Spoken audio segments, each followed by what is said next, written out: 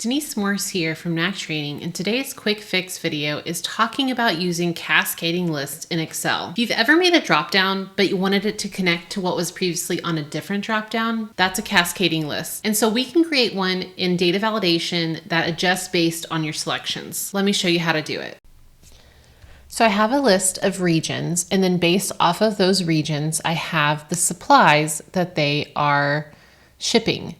Now, I want to make it where when I select a region, so North America, Europe, Middle East, Africa, Asian Pacific, or Latin America, I want to then create another dropdown where I can select the specific supply based on that region. This is a cascading list. I choose one list, and then based off of that list, I populate the other information. The way that we're going to achieve this is using data validation and the formula called indirect. The formula indirect is inside the lookup and reference library right here, and it returns the reference specified by a text string. So our first step is to turn all of these into tables. They all must be separate tables for this to be possible. So I'm going to go ahead and choose my regions right here. I'm going to do Control T to turn it into a table. Yes, my table has headers. Now we always say it's very important to name your tables. And it is absolutely important when you're using a cascading list because that's what the indirect function is going to be searching for. So I'm going to go ahead and name this table regions with it selected under table design. I'll go over here. Remember, when you are naming a table, you cannot start with a number and you cannot have any spaces. I hit enter for it to save that. Now, this is the North America table. That's what it's going to be called. But I must name it NA as its table name because it will be searching for tables named this. That is one of the most important things about using a cascading list. So I'm going to go ahead and make these all into tables.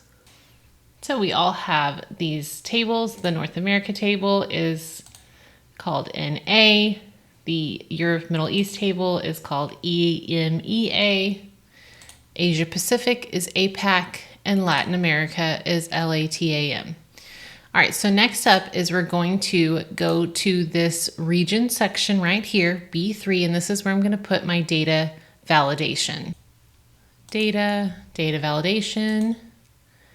I'm going to allow it to be a list, and for my source, I'm going to type in equals, and then I'm going to use that function indirect, open parentheses, quote, and then I'm going to look for this regions table. So I'm going to type in regions, quote, parentheses.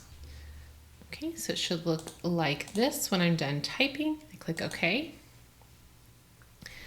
And now I have the ability to have any of these regions.